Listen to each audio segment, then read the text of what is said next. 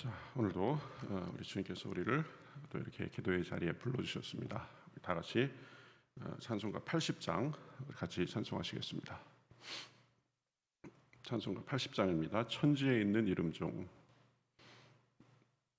같이 찬송하시겠습니다. 80장입니다. 천지에 있는 이름 중 귀하고 높은 이름, 준하시기 전 지으신 구주의 이름 예수. 주 앞에 내가 엎드려 그 이름 찬송함은 내 귀에 들린 말씀 중 귀하신 이름 예수. 주 십자가에 달릴 때 명패에 쓰인 대로 저 유대인의 왕이요 곧 우리 왕이시라. 주 앞에 내가 엎드려 그 이름 찬송함은 내 귀에 들린 말씀 중 귀하신 이름 예수. 지금도 살아 계셔서 언제나 하시는 일, 나 같은 죄인 부르사 참 소망 주시도다. 주 앞에 내가 엎드려 그 이름 찬송함은 내 귀에 들린 말씀 중 귀하신 이름 예수. 주 예수께서 영원히 어제나 오늘이나 그 이름으로 우리에게 복을 내리신다. 주 앞에 내가 엎드려 그 이름 찬송함은 내 귀에 들린 말씀 중 귀하신 이름 예수. 주 예수께서 영원히 어제나 오늘이나 그 이름으로 우리에게 참 복을 내리신다. 주 앞에 내가 엎드려 그 이름 찬송함은 내 귀에 들린 말씀 중 귀하신 이름 예수. 아멘.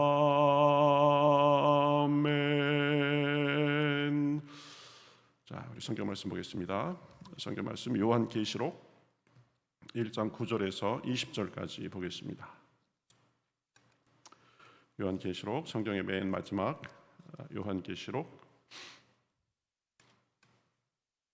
1장 9절부터 20절까지 보겠습니다.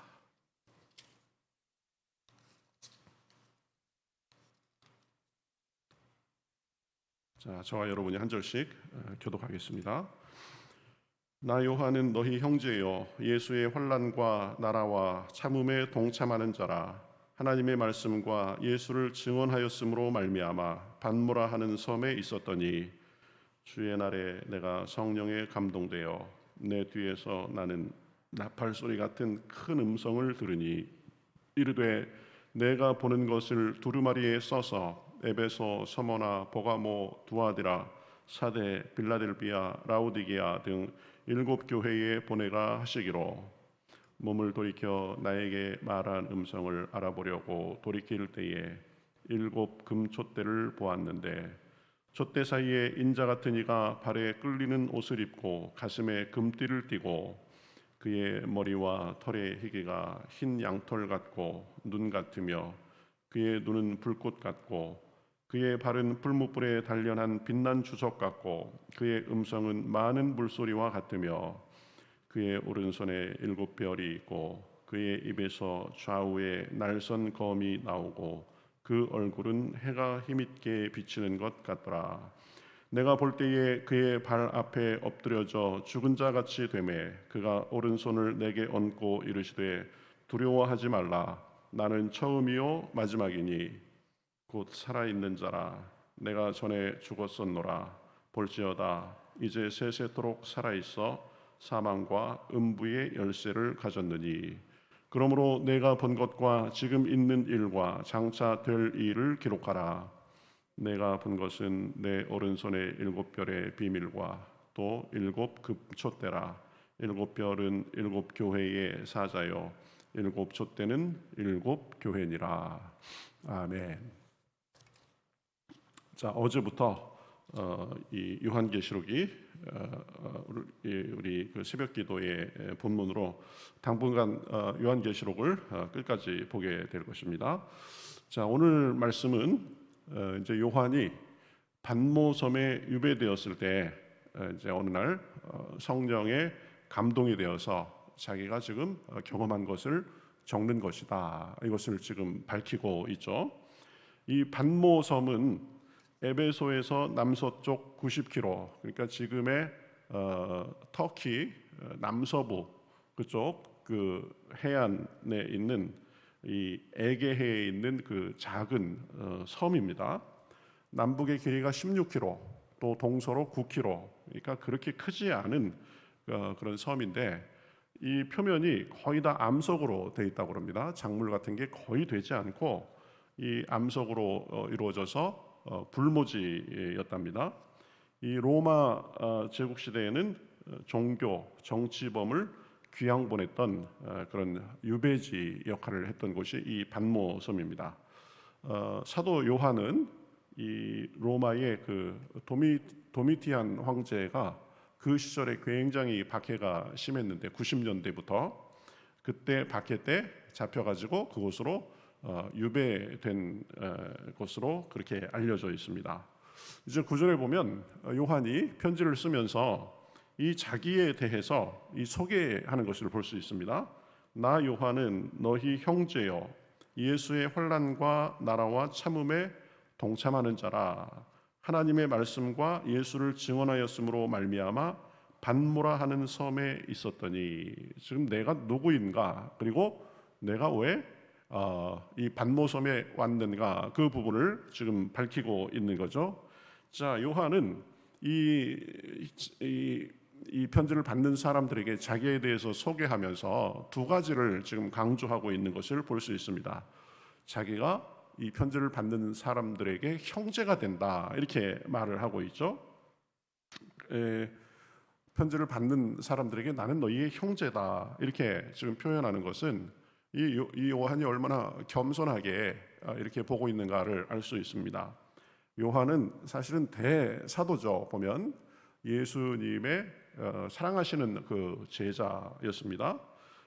그렇기 때문에 나는 예수님을 내 눈으로 보고 육성을 듣고 또 예수님께서 하시는 모든 것을 내가 다 경험했다 이래가면서 아주 자랑하고 뻐기고 군림하고 목에 힘주고 그럴 수도 있었겠지만 그런 것이 아니라 그저 나도 여러분들하고 똑같은 그런 하나님의 자녀로서 저와 여러분은 형제 자매입니다 라고 이렇게 지금 표현하고 있는 거죠.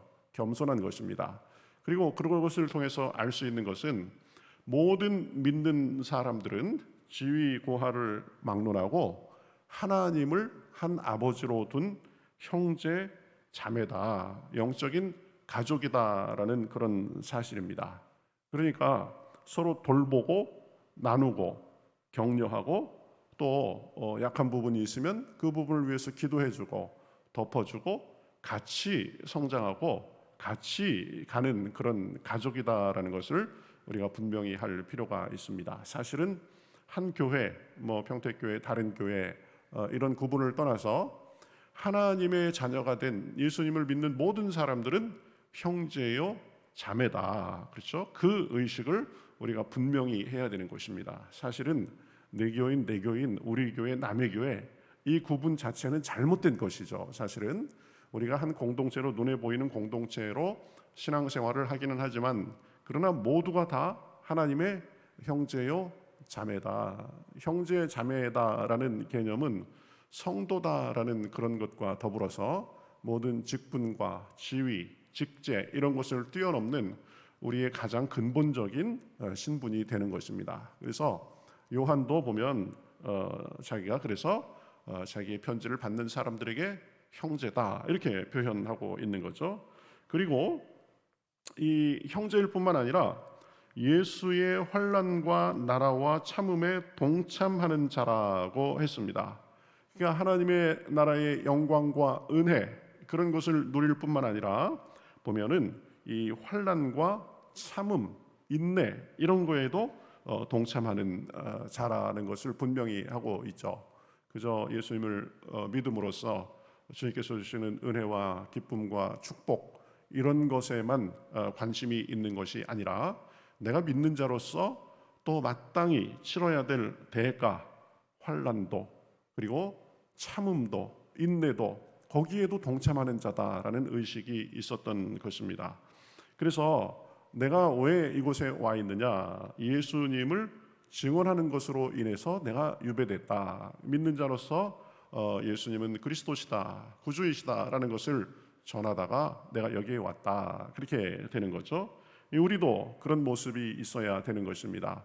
그저 믿음 생활에 우리 눈에 보기에 유익한 점 그런 것만을 따르는 것이 아니라 우리가 져야 될 마땅한 십자가도 지고 예수님의 그 고난에 동참하는 그런 마음으로 우리가 신앙생활에 임해야 되는 거죠. 보면 그래서 지금 그러한 모습을 보여주는 것입니다. 그저 단 것만, 나에게 편한 것만, 나에게 좋은 것만 이렇게 원하면서 그것만을 누리고자 한다면 그것은 아직은 어린아이의 신앙인 거죠. 예수님께서 우리를 위해서 십자가를 지셨으니까 나도 예수님께서 나에게 주시는 그 십자가를 지고 사는 것이 마땅하다. 그런 의식이 있어야 되는 것입니다. 하나님의 영광에 참여하는 자는 하나님께서 주시는 고난과 참음과 인내 또 예수님을 전함으로써 우리가 겪어야 되는 여러 수고와 또 불이익도 감당해야 되는 거죠. 그래서 사도행전 14장 22절에 보면 다윗이 뭐라고 그랬어요? 우리가 하나님의 나라에 들어가려면 많은 환난을 겪어야 할 것이니라 그랬습니다. 그러니까 이 고난과 인내 이것도 사실은 신앙생활의 자연스러운 일부다. 예수님을 위해서 고난 당하는 것입니다. 그래서 로마서에 보면 또 사도 바울은 이렇게 말했죠. 생각하거니와 우리가 현재 당하는 고난은 장차 올 영광과 좋기 비교할 수 없도다. 예수님을 위해서 당하는 고난, 수고, 인내 그것에는 하나님께서 칭찬과 상급과 영광으로 갚아주시는 것입니다. 이 사도 요한은 내가 누구인지 그리고 내가 하는 일이 무엇인지 내가 치러야 될 대가가 무엇인지 이거에 대해서 분명히 알고 있었던 사람이죠. 자, 그렇게 이제 자기의 그 사정에 대해서 쭉 설명한 다음에 10절부터는 이제 자기가 어떻게 환상을 보게 되었는지, 환상으로 본 예수님의 모습이 어떤지 이런 것을 설명하는 것을 볼 수 있습니다. 10절에 보면 주의 날에 내가 성령에 감동되어 내 뒤에서 나는 나팔 소리와 같은 큰 음성을 들으니 그랬습니다. 성령께서 감동해가지고 내 뒤에서 나는 나팔 소리 같은 큰 음성을 들었다. 근데 그 음성을 들으면서 보니까 이 예수님께서 하시는 말씀이었죠. 내가 보는 것을 두루마리에 써서 에베소, 서머나, 버가모 등 에베소의 7 교회에 보내라라는 그런 내용이었습니다. 아마 이 사도 요한은 갑자기 불현듯 들리고 나타난 예수님의 그 음성과 예수님의 모습에 적잖이 놀랐을 것입니다. 우리가 신앙생활을 하다 보면 좀 신비 체험도 이렇게 좀 하게 되죠. 저 같은 경우에도 하나님의 음성인 것처럼 여겨지는 그런 음성을 제가 들은 적이 있습니다. 제가 고1 때 많이 기도하던 중에 하나님께서 나를 이제 하나님의 사역자로 부르시는구나, 그런 걸 느꼈는데, 저는 사실은 목사가 되기 싫었습니다. 그래서 저는 목사 안 할랍니다. 그래가면서 한참 기도가 아주 맛있고 좋을 때 어느 정도 단계만 되면 하나님께서 그렇게 말씀하셔가지고 못합니다. 그리고 한 1년 정도를 버텼는데 하나님께서 계속 그러실 것 같더라고요. 그래서 한 1년 정도 후에 고2가 될 무렵에 하나님이 원하시면 제가 하나님의 종으로 살겠습니다, 이렇게 사실은 마지못해서 제가 그렇게 기도를 했었는데요. 그러고 나서 아마 며칠 후인가 이제 교회에 철야가 있었는데, 철야 기도를 마치고 새벽 한 1시 반 2시 정도 돼가지고 저희 교회의 선배, 여자 선배를 집으로 데려다주기 위해서 사람들은 앞서가고 제가 조금 늦어가지고 이제 자전거를 타고 이렇게, 자전거를 탔는지 걸어갔는지 가는데, 갑자기 뒤에서, 저는 그런 소리는 지금도 귀에 생생합니다. 그 느낌이 어떤지. 그냥 갑자기 뒤에서 천둥 소리보다 더 크고 더 부드럽고 더 꽉 찬, 마치 제 뒤에 있는 모든 하늘이 큰 스피커 하나인 것처럼 갑자기 아주 부드럽고 우렁차면서도 아주 맑고 울림도 좋고 그런 목소리가, 남자의 목소리가 이렇게 들려왔습니다. 그래서 깜짝 놀라서 이렇게 뒤를 돌아봤어요. 가만히 내가 무슨 얘기를 들었나 하고 이렇게 보니까 하나님께서 너는 나의 종이 되어서 복음을 사람들에게 전하라, 그런 내용이었던 것 같아요. 그래서 제가 그때 그 경험을 하고 얼마나 놀랐는지 모릅니다. 내가 마지못해 가지고 하나님의 그 음성에 제가 그러면 하나님의 종이 되겠습니다 라고 그러니까 하나님께서 하나의 그 체험으로서 이렇게 저에게 주신 것 같아요. 그래서 지금도 그 음성을 들었던 기억이 아주 또렷합니다. 그 다음에는 이제 한참 몇 년을 방황하다가 나중에 이제 예수님을 인격적으로 만나고 나서, 눈을 뜨고 나서 이제 또 하나의 그 신비한 경험을 하게 됐는데, 그거는 좀 나중에 말씀 나눌 기회가 있겠고요. 어쨌든 지금 사도 요한에게도 예수님께서 그렇게 신비하게 나타나신 거죠. 근데 그 모습을 보니까 아주 영광스럽고 아주 신비한 그런 모습이죠. 보면 예수님께서 촛대 사이에 이제 서 계신데, 발에 끌리는 옷을 입고 가슴에 금띠를 띠고 머리와 털의 희기가 흰 양털 같고 또 눈은 불꽃 같고 발은 풀무불에 단련한 빛난 주석 같고 음성은 많은 물소리 같으며 오른손에 7 별이 있고 입에서 좌우에 날선 검이 나오고 얼굴은 해가 힘있게 비치는 것 같더라, 이렇게 말합니다. 오해형이 그러니까 굉장히 기괴하면서도 이 보통 사람의 모습이 아닌 그런 영광의 모습으로 나타난 거죠. 그런데 예수님께서 이 요한이 놀라가지고 이제 예수님 발 앞에 엎드러져서 거의 죽은 자처럼 되니까 예수님께서 오른손을 내게 얹고 이르시되 두려워하지 말라, 나는 처음이요 마지막이니 곧 살아있는 자라, 이렇게 말씀합니다. 처음이요 마지막이다. 그리고 내가 전에 죽었었노라, 이제 세세토록 살아있어 사망과 음부의 열쇠를 가졌노니, 이렇게 말씀하십니다. 예수님께서 그래서 요한에게 자기를 소개하는 그런 말씀을 보면 처음이요 마지막이다, 음부의 열쇠를 가졌다, 우리가 이것에 주목할 필요가 있습니다. 처음이요 마지막이라는 말이 뭐예요? 시작부터 끝까지 모든 것이 이 세상의 전부다라는 그런 뜻이죠. 예수님은 세상의 시작을 만드셨죠. 그래서 천지를 만드신 분이 예수님이십니다. 사람들이 타락해서 쭉 역사가 흘러오다가 예수님께서 이 땅에 오셔가지고 십자가에 달려 돌아가셔서 이제 인류의 타락의 역사의 물꼬를 바꾸셨습니다. 중간에 큰 일을 한번 하셨죠.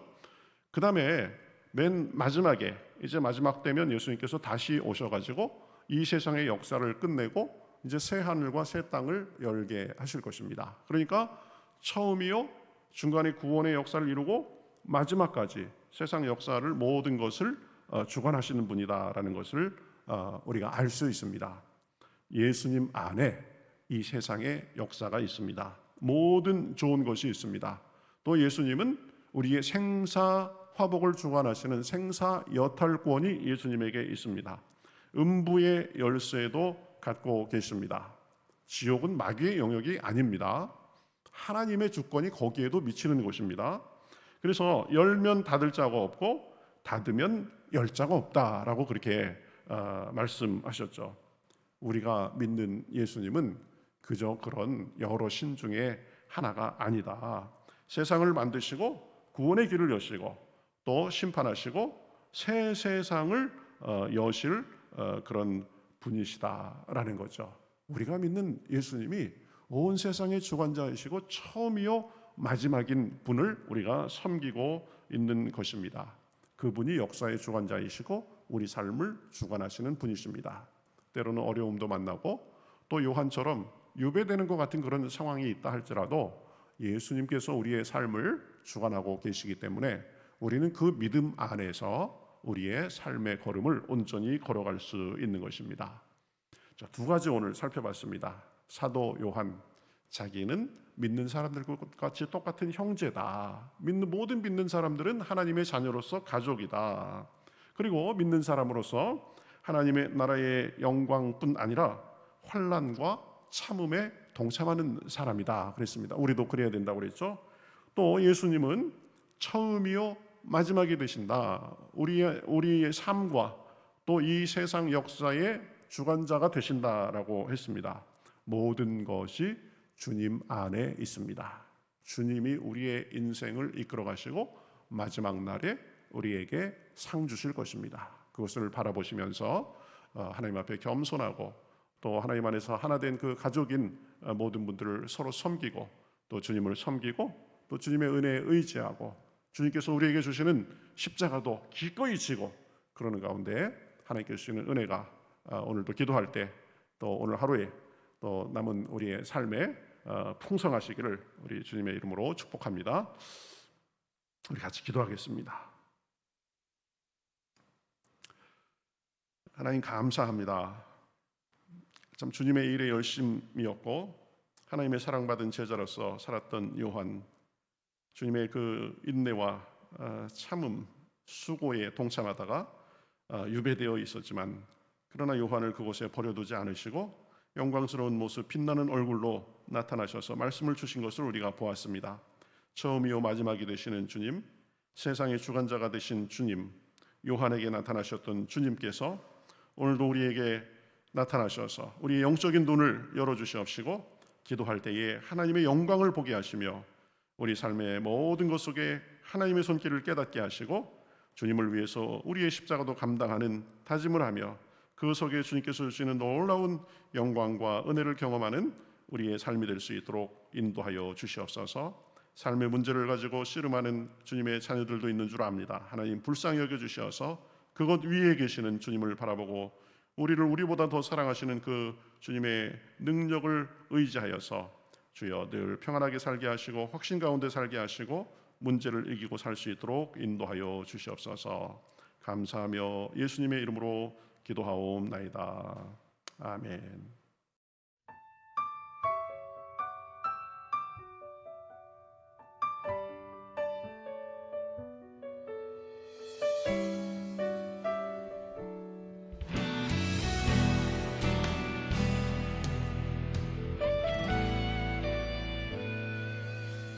주님 말씀하시면 내가 나가리다. 주님 뜻이 아니면 내가 멈춰서리다. 나의 가고 서는 것 주님 뜻에 있으니 오 주님 나를 이끄소서.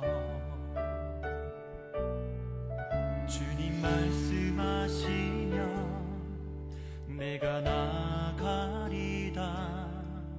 주님 뜻이 아니면 내가 멈춰서리다.